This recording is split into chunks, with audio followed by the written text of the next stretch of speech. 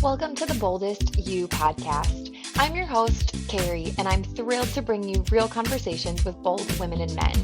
In this podcast, we dive deep into their stories, exploring what drives their courage, shapes their vision, and fuels their desire to leave a lasting impact. These are honest, vulnerable, and inspiring moments that celebrate what it means to be bold. Let's discover their legacies together. Karli Moch is a speaker, author, and certified dream manager coach specializing in leadership and culture. She is dedicated to helping individuals and teams unlock their full potential. After a life-threatening illness in 2017 reshaped her perspective, she embraced the power of surrender, vulnerability, and perseverance, lessons she now shares to inspire others.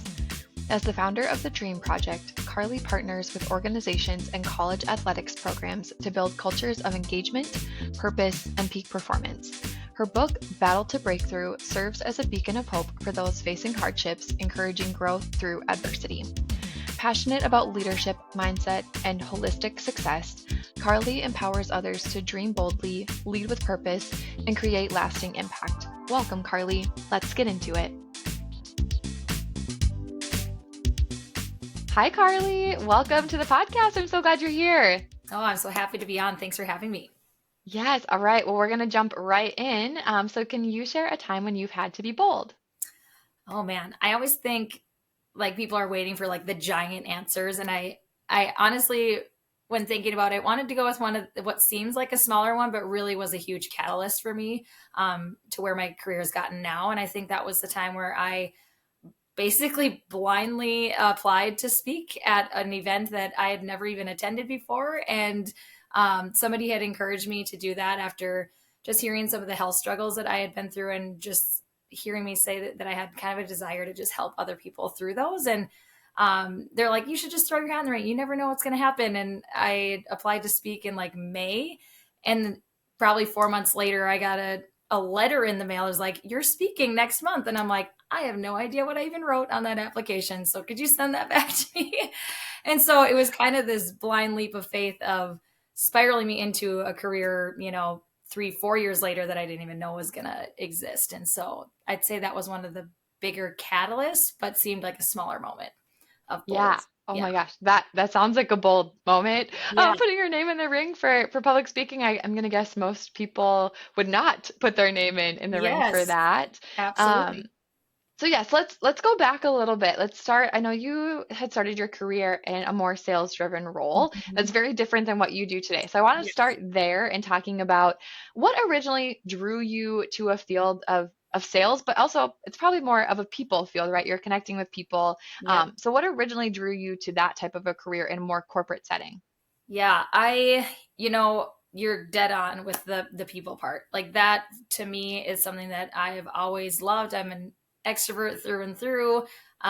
Talking throughout every, grade, got check marks when they used to do that, and every grade for talking and interrupting and all the things, and just was more concerned about people and social interaction than I ever was with my academics, or never really found that thing that I just loved to learn about throughout school and even into college.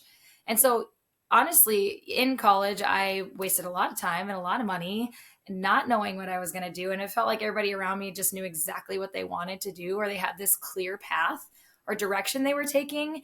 And that almost paralyzed me more of like, I have no idea what I can do that's going to make a difference, that is going to Mm, provide me a career that I'm proud of, that my parents can be proud of, and all these things where you feel this like pleasing of the people around you is just like, what can I do to do that? And honestly, I've been in sales like even throughout high school and college with different, retail or other opportunities that I've had. And I got into sales more on the corporate side throughout college, was in at Shields. Then I went into some stuff where I got to travel a lot with CI Sports. So I traveled to all these different college and universities, selling to their athletics departments and their clothes and all this stuff. And it just kind of spiraled into this like, okay, I think I'm pretty good at this because I can talk to people. And I feel like that is really what makes a good salesperson, is just being able to mhm. relate and to connect and build relationships. And so that came really easy to me.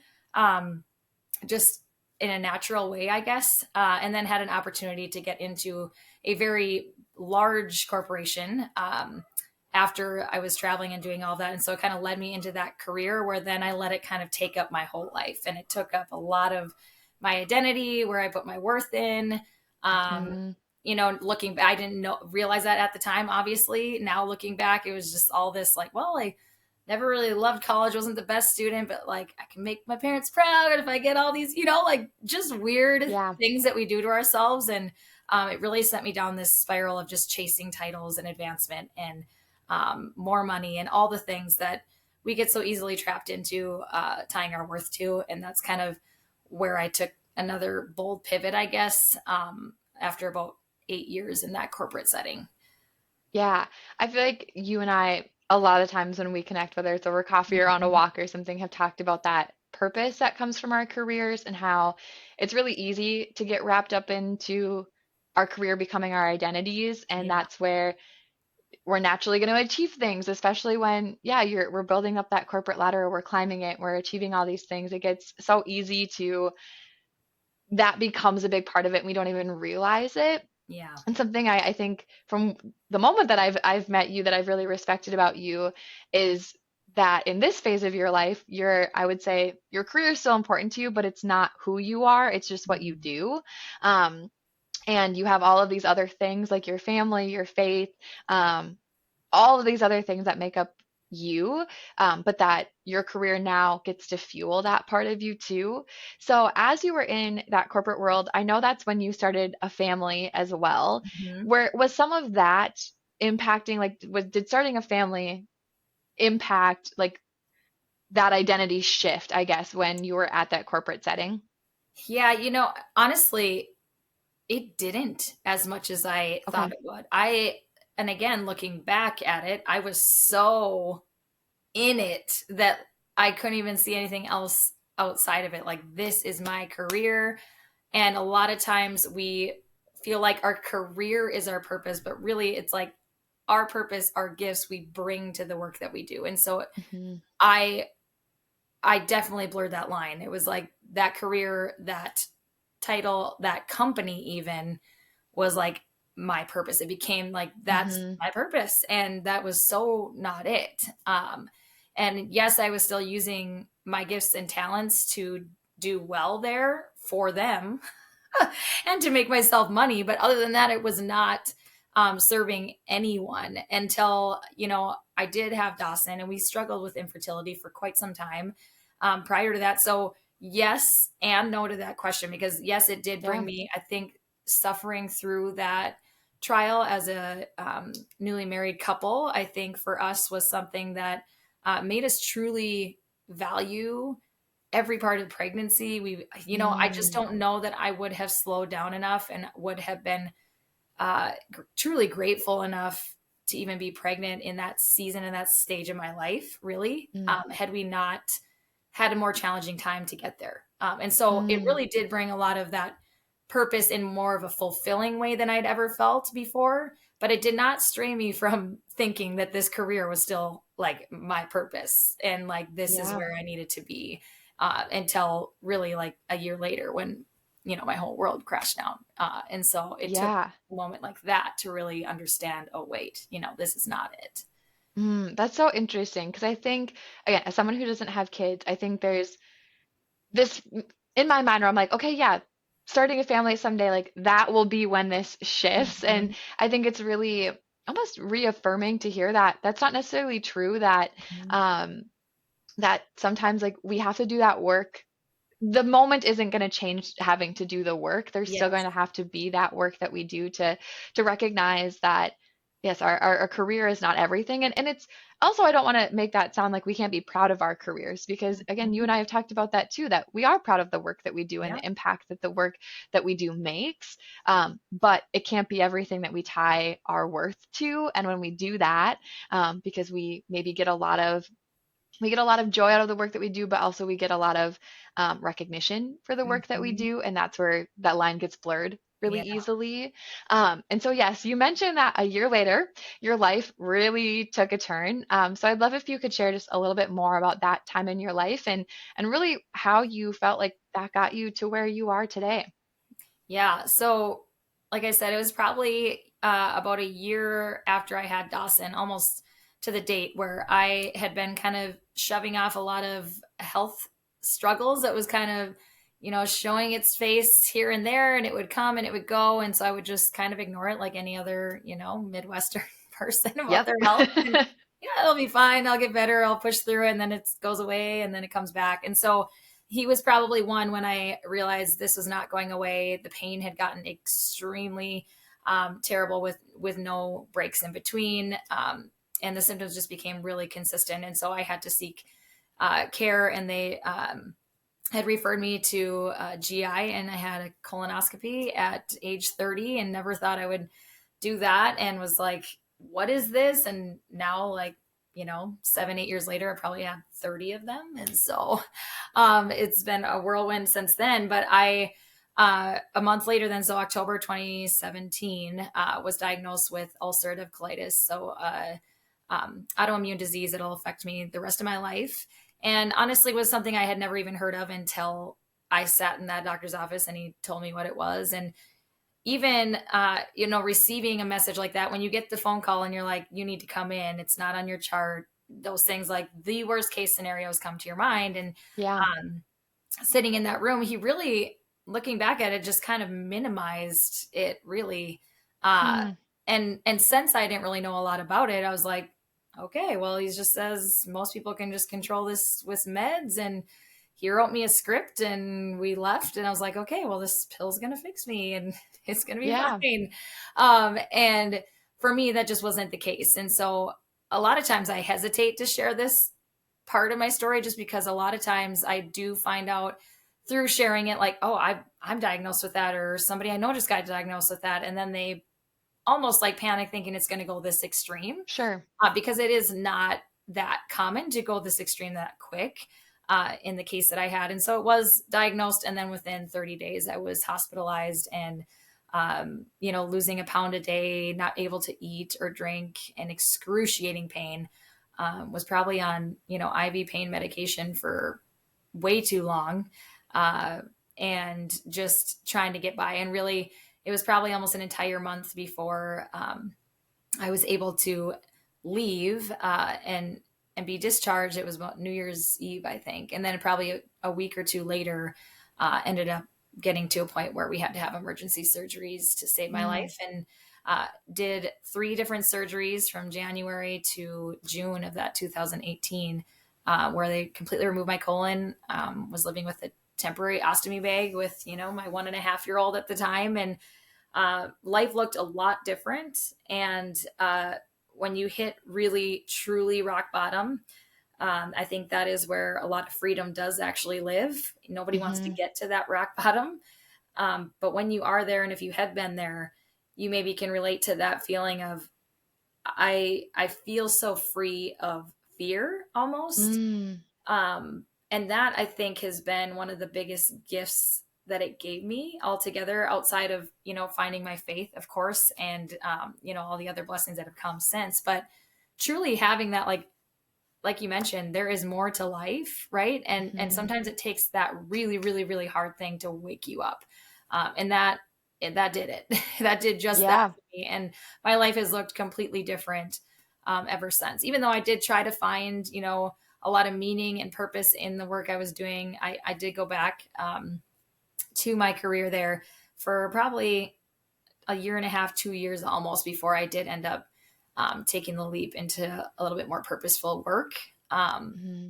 but I did try to give it time and to give it that meaning, because I truly do believe, like you said, our careers are important. Like, we can be proud of our careers, and it's what you bring to it, right? It's not Hmm. necessarily the actual work you're doing, because I understand Yeah. that not everybody can just go jump and do nonprofit work, or not everybody can just jump and start their own business in a way that feels Hmm. fulfilling for them. That's just not reality for a lot of people. Maybe that's financial, or maybe it's, other things that are limiting them. But you can bring what you have. So I feel more called to help people find what's truly in them that they can bring into where they are, rather than Yeah. let's find you the exact purposeful work necessarily, if that makes sense.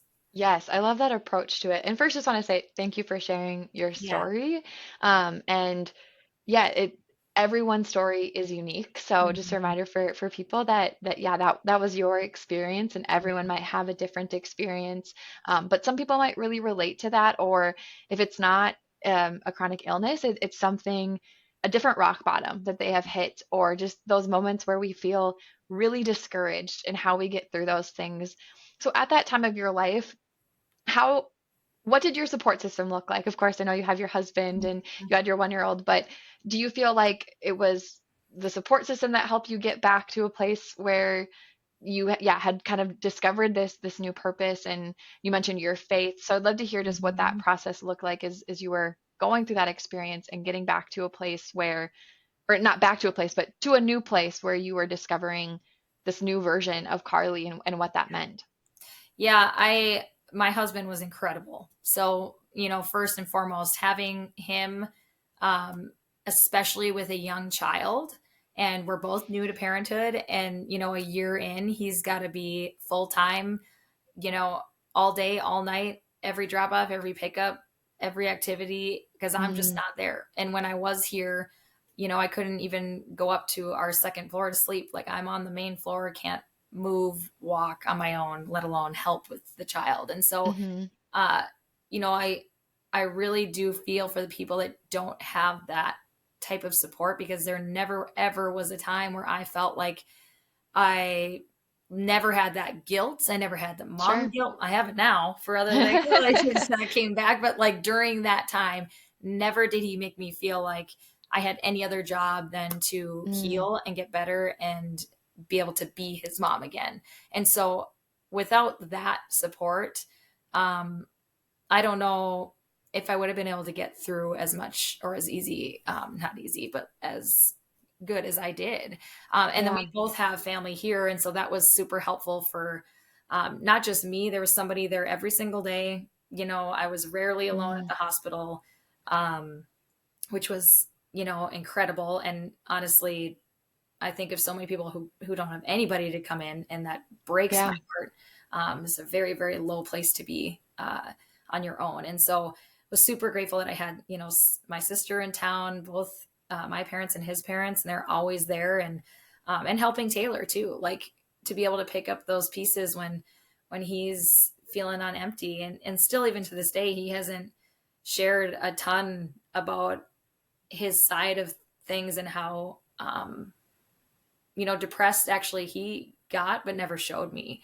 Sure. There was a time I remember when friends of ours, I had finally started feeling better. I had probably a couple surgeries in, and we went out to dinner, and they were just like, they looked at Taylor, and he was just, "What were you thinking during all of Mm, this?" And I was just like, "Yeah, what were you thinking? I would love to hear, And I remember it so clearly. He just looked back, and then he just like, I thought she was going to die.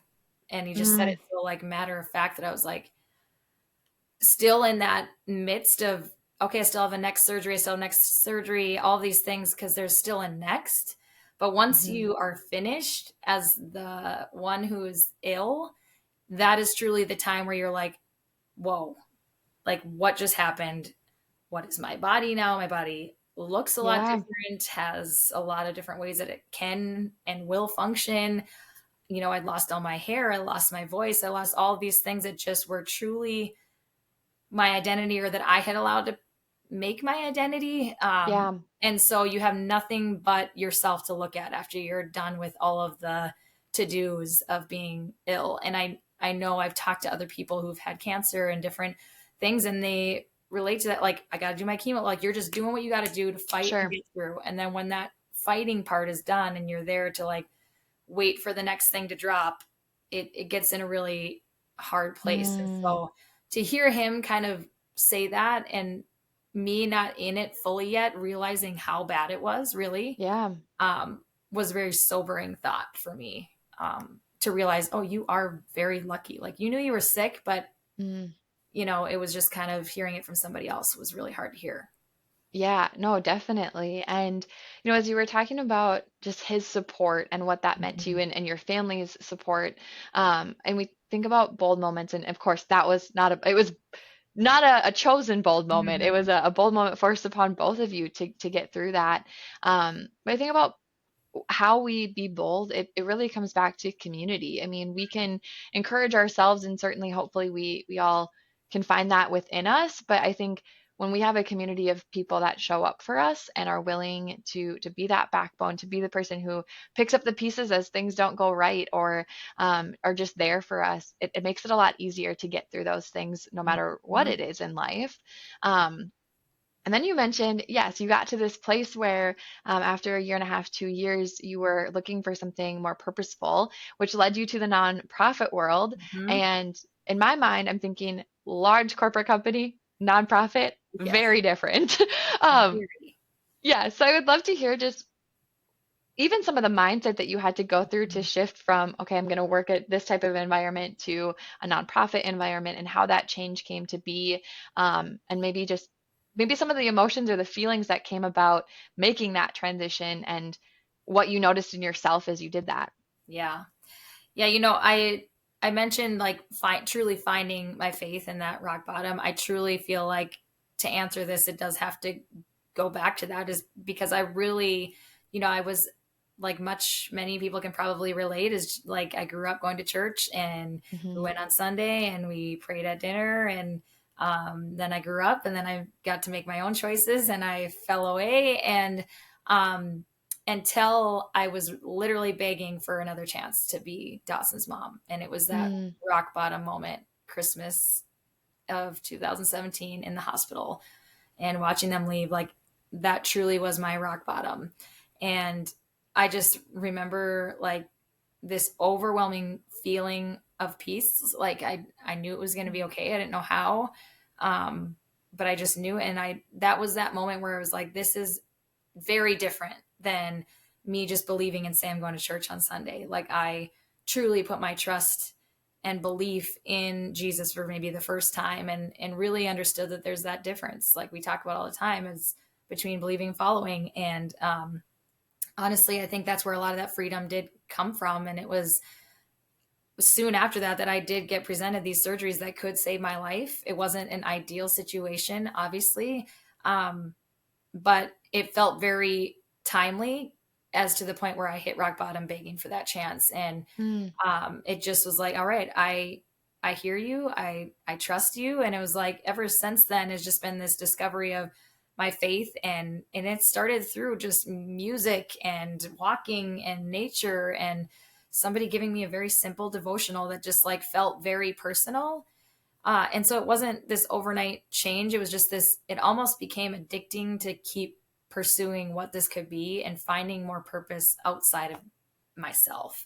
mm, For the first time, I was living a very selfish life. It just was, I was taking care of my family, but that's about it. And then see people you haven't seen for 10 years that are dropping food off at your door, and mm, gift cards, and somebody's starting a benefit for you, and you're like, do I deserve any of this? Like, I know I was a good enough person. I just was not putting any effort into other people in that season of mm, life. And it just really opened my eyes to, I need to start giving back. And really, I found Bio Girls, which is a nonprofit that I ended up working at, but truly found them to go and mentor and volunteer cool. first. And so I started as a mentor in their program.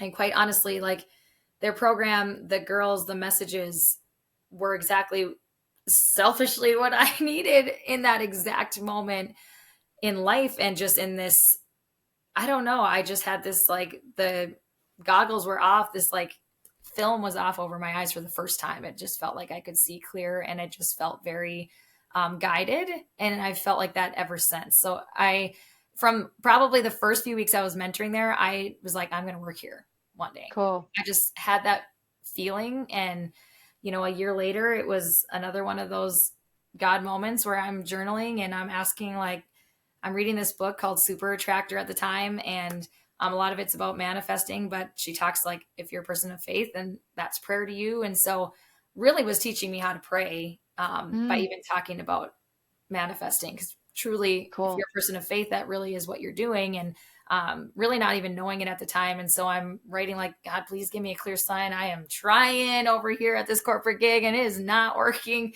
Like, I feel like I'm being nudged in a direction. I just don't know what, like, give me a clear sign.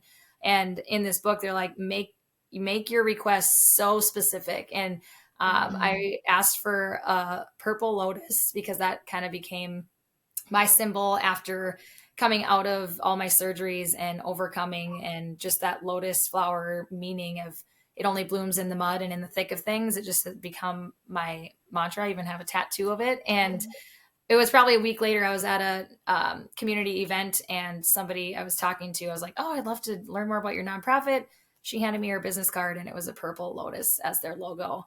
Um, Wow. and I was just like, whoa, like actually mind blown in the moment. I told this lady, Yeah.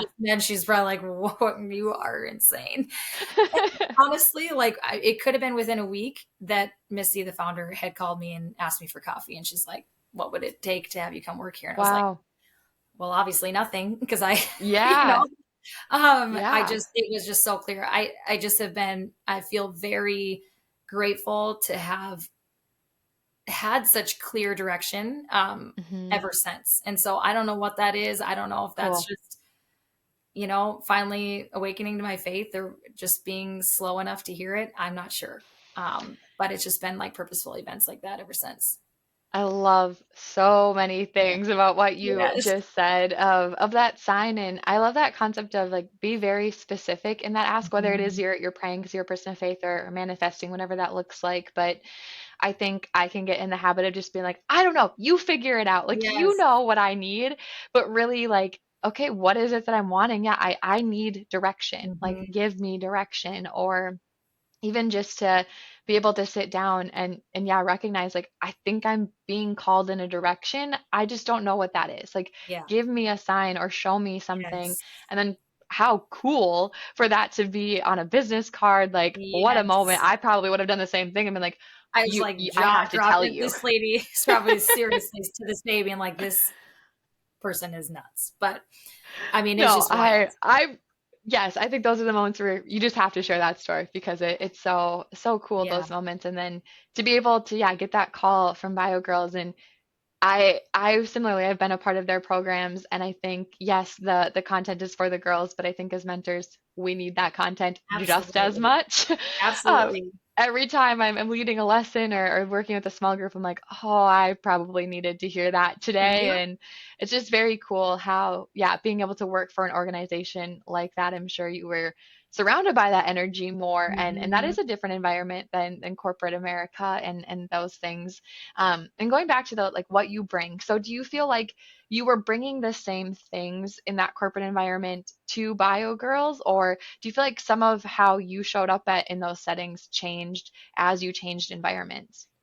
Yeah, I think it's both, but majority of me bringing the same things there, Cool. in just a different format and a different purpose of what I was trying to build.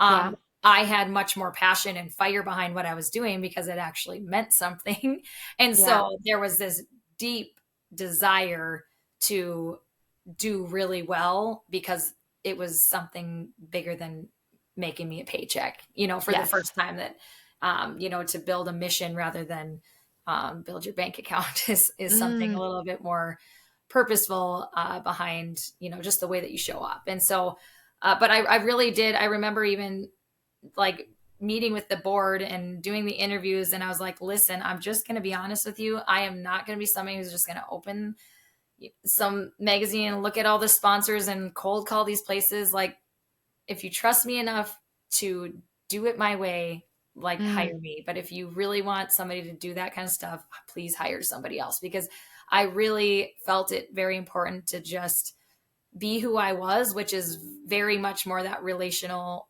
piece of it. And so it's going to be a slower turn, but it's going to be much more organic. It's going to be yeah.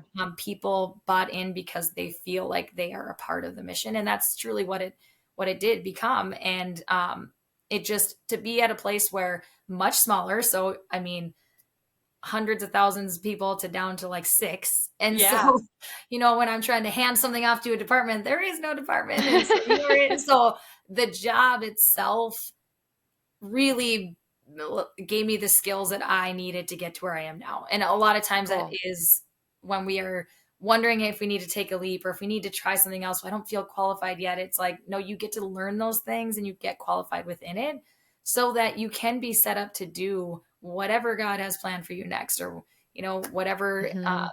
vision you have for your career, for your life.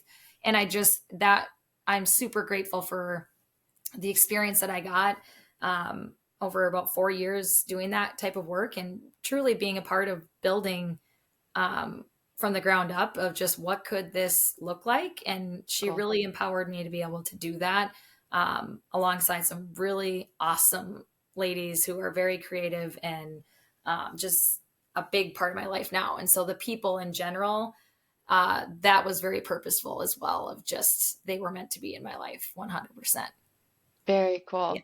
What a concept of in that interview phase to be so just straightforward and truthful about your approach. And obviously in my role, I work with a lot of students, and of Mhm. course we always get asked like, oh, what can I do to prepare for an interview? And I always say like, we really want you to be authentic, like show up as yourself. And I think that is a great example of like in an interview, right? And maybe that's a more unique setting because of the type of a role that you were hoping to move into. But I think just being able to clearly state your approach to work, the things that you Mhm. bring to the table, and does this match what you're looking for? If not, like maybe this isn't the right opportunity Yeah. for me, right? And I Mhm. just, yeah, what an approach. I love that, and just being able to clearly state that.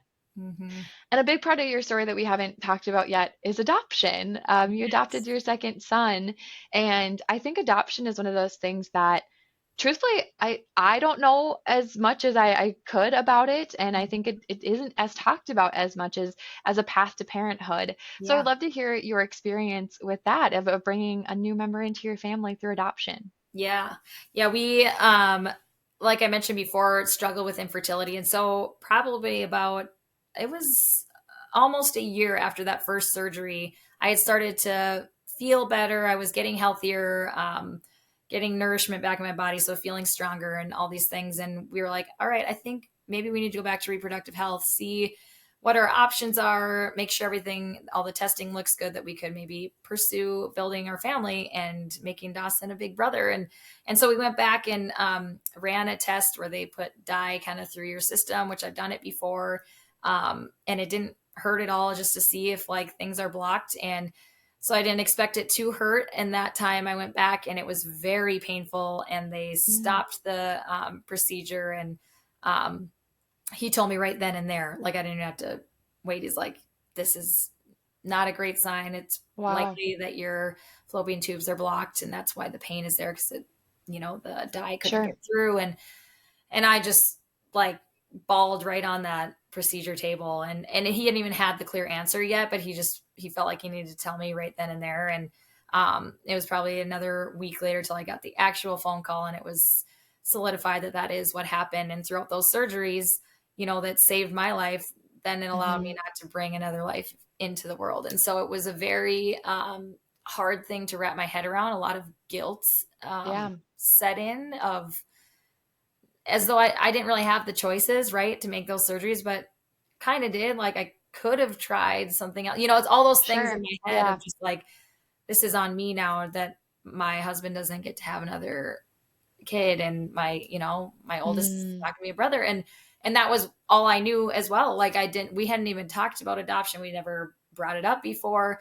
And it was probably only a day or two after getting that phone call that I just looked at my husband Taylor and I was just like, we're adopting. And he was like, cool. okay. And I always say this, and poor guy, but it's so true. Like him and I mesh very well because he stops me from my like too spontaneous sometimes of action that I take. And he's usually the questioner. Okay, hold on. What does that mean? How much does it cost? All the right Yeah. things to ask somebody who's very impulsive. And this time, like I said, we never talked about it in our lives. And when I said it, he was just an immediate, yeah, we do. Cool.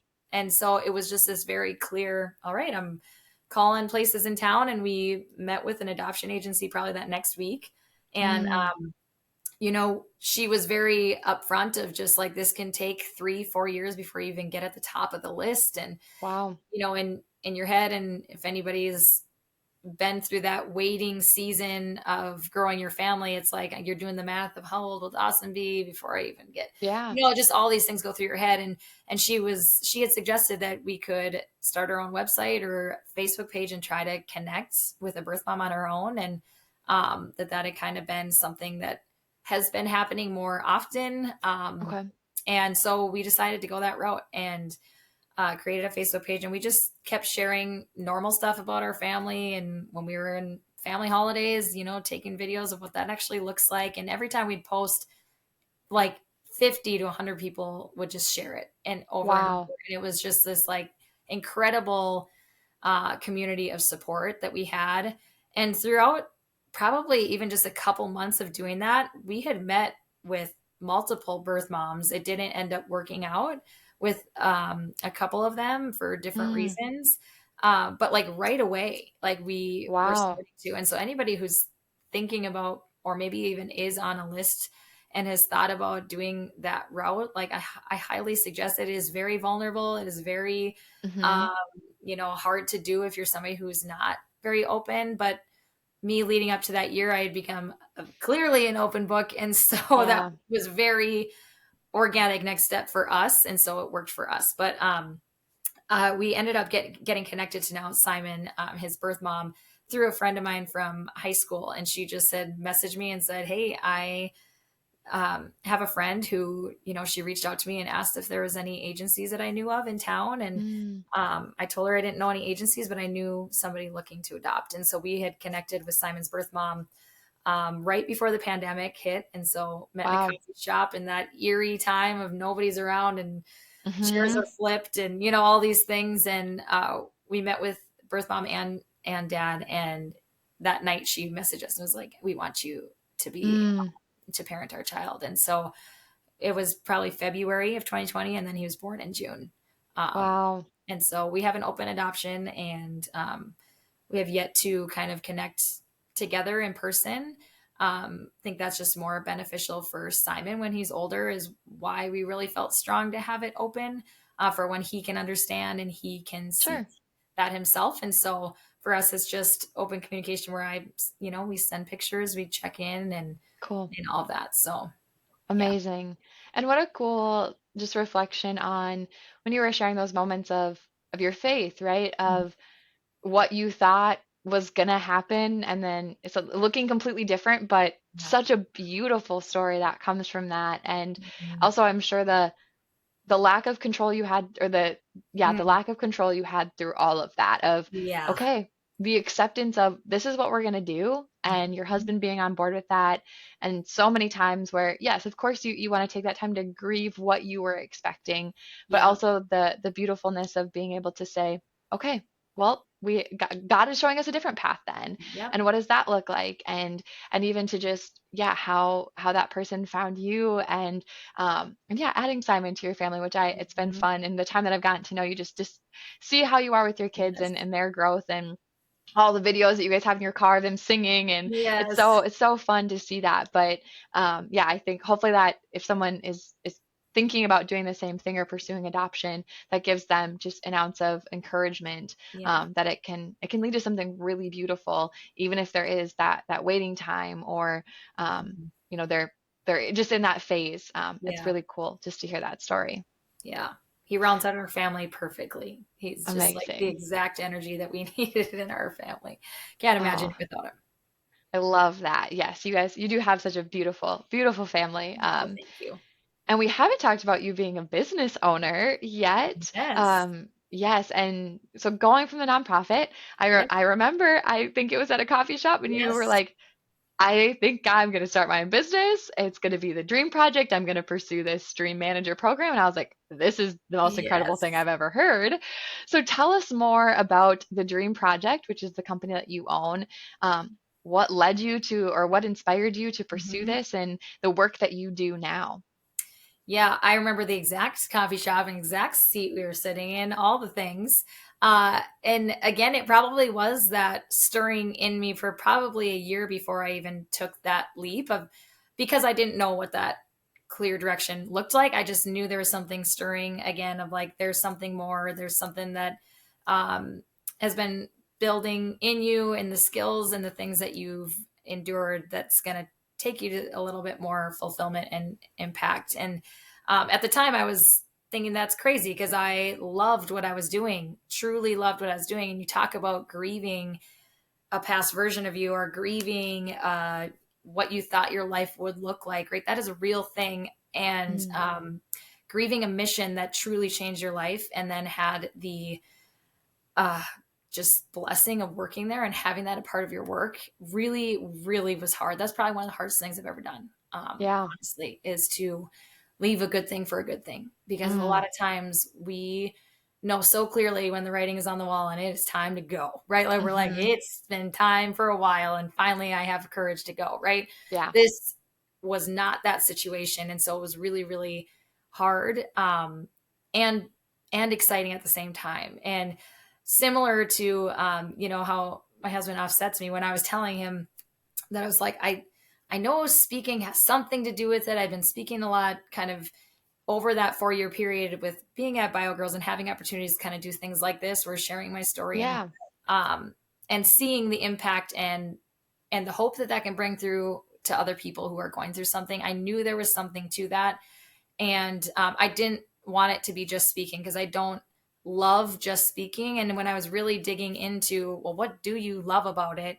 Uh, we really came down to the one-on-one afterwards, or the person like you and Cool. I Yep. literally actually connected after I was gonna say that's being how in the our group friendship setting moment. started. Yes. Yeah. And like, let's grab coffee and I want to hear your story and I want to, encourage you. And after talking to Taylor, he's like, well, that's coaching. And I'm like, Cool. that does feel like coaching. And really reflecting on, you know, forever that I can remember people just feeling really comfortable opening up early to me, like Sure. early in a relationship, or even just probably because I am way too open to a fault. So like I'll go first and be weird, and then you can, I love feel it. comfortable to do the same. And so I know that that's not everybody's situation and strong suit. And so I just felt like it was a really organic fit. And recalling the Dream Manager program from a company that I had gotten a tour of, and they introduced me to their chief dream officer, and I just was like stopped in my tracks and was like, what is that? I Yeah. need to know more about that. And really, when he explained it, just so simple of, this is what we do, and we offer this to our employees as one-on-one coaching. They can meet with him and really just pour into them as people. And outside of their work, we want to know that they matter, and we want them to pursue things that they're passionate about, that they want to Cool. learn. Do you want to learn to play the piano? Like, what gets you excited about life again? Because you certainly are not going to come to work excited about the work that you're doing for somebody else if you are not excited about your life outside of here. And so really finding that overall well-being, and also what are the dreams that are on your heart and how can we help you pursue them? And I remember reaching back out to that CEO and thinking he made it up. And he's like, nope, it's actually a thing. And so I had pursued kind of looking into that Dream Manager program. And when they sent me the curriculum, I remember sharing that with you too. I was like, I Yeah. could not put on a page anything more perfect than what I was trying to say I wanted to Hmm. do, which a lot of it was in this identity piece, right? We've talked about it through almost every phase Yeah. of, this story. And it is finding that true fulfillment and that purpose beyond this these things that we put our identity in. And how do Yeah. we, outside of our careers, or in the case that I'm in now, outside of your being a college athlete or being this athlete your whole life, and then you're done and now you have to enter the real world and you don't have that anymore. So you're not Carrie the basketball player, you are just Yeah. Carrie. And so who are you, and how do we find that before they leave, so that they can leave there well, they can leave there confident, and just really having that identity in just themselves or something bigger than themselves. And so that's kind of the road it took. And again, would have never known that was going to be where it was headed, because I truly thought that I'd be solely in that corporate structure of the one-on-one coaching. But I Hmm. feel like I've struck a perfect balance of being able to go in and do these workshops and leadership trainings within that structure, and doing one-on-one coaching within the college athletic realm. And it's been just the most fulfilling thing I've ever been a part of. So cool. And as an outsider, getting to witness you do it. It's been so fun just to see from that conversation, which yeah, I guess was 2-ish years ago, right now. Yeah. And just to see where it's at and where you've grown, it's really incredible. And I remember you showing me that piece of paper and being like, this Hmm. is like the curriculum. And I was like, that is the coolest thing I've ever heard. Like a dream manager or a Yes. like I was like, what? Like exists? And you had recommended to read the book, and Hmm. it was, yeah, I remember reading it and just I think texting you like, this is Yes. really cool. Um, and just to see that come to life. And yeah, I remember you sharing when you were going to start working with student athletes, and I was like, Hmm. that is amazing. And I think of how many people there are who, whether or not they're a student athlete, right, but are in one phase of life. That's probably where some of my passion comes with some of the different work that I do. Is you're going from this, yeah, you're in college, you are surrounded by your friends, you have, maybe you're working a part-time job and you're taking classes, and then you go to a 9 to 5 job and everything really shifts for you, and what you knew is now different. And so much of that, of yes, what you tied your identity to is now gone and you're in a different phase of life. Hmm. And what does that mean? And I think the work that you're able to do with those students, and just even the professionals that you work with in different corporate settings, to be able to help them discover what is some of those passions, those things that you Hmm. want to give your time and attention to. Or even I remember you sharing a little bit about what that conversation might look like, and even talking about the things that, like, what are you not giving enough attention to? Yeah.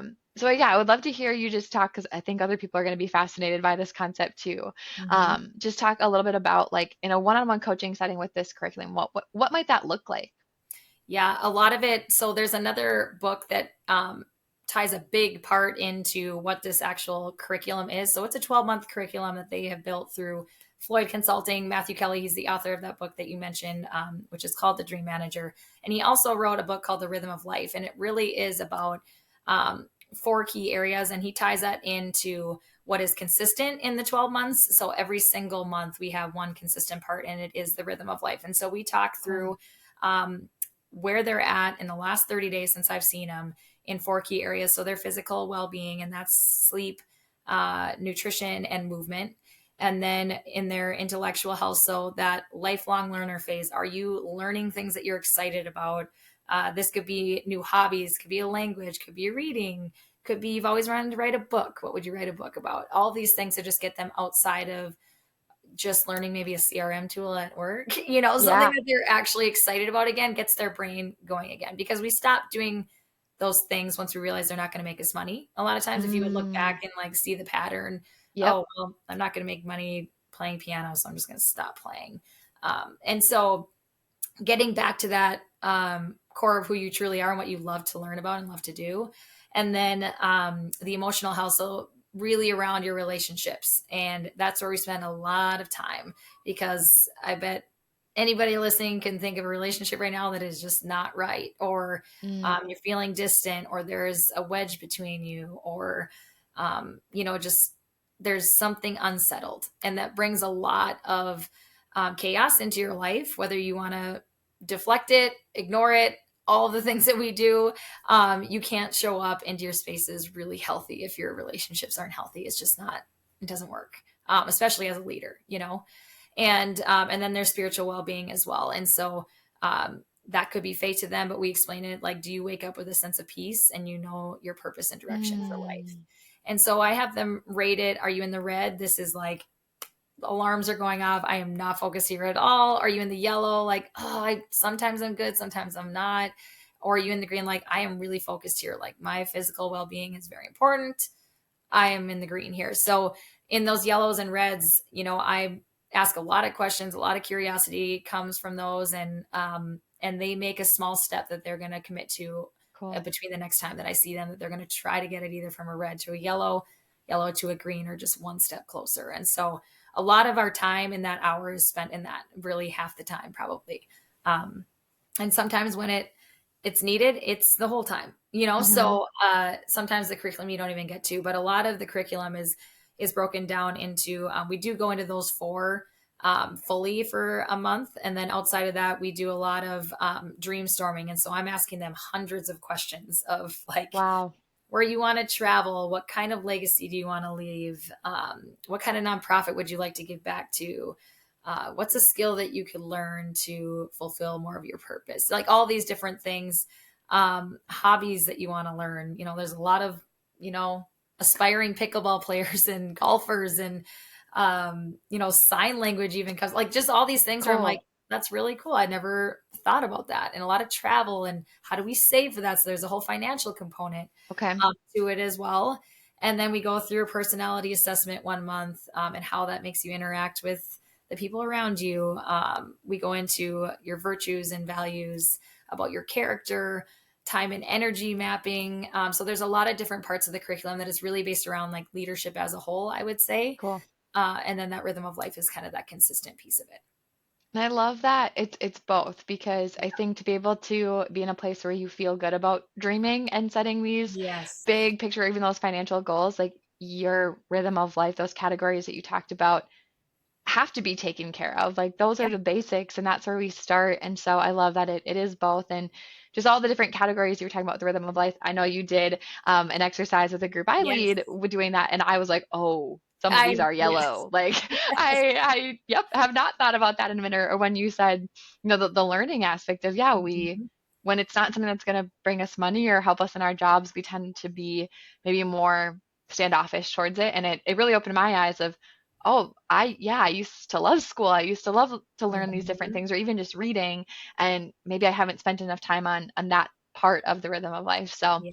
very cool just to hear the work that you do. And we could spend so much more time talking about it. Yes. Um, but I would love for you, before I dive into my just kind of rapid fire questions, where can people find more information about the Dream Project? Because I'm sure there might be some people that are intrigued. Yeah, I'm on all social platforms, both personal and the Dream Project is on there as well. I think Instagram is the Dream Project _ND. Otherwise, my website has all of that on there. So it's just karlimoch.com. And you can kind of get connected to all those things. Amazing. All right. Well, to wrap up, then, just some rapid fire questions. So the first Yeah. one I start with is, what is your beverage of choice?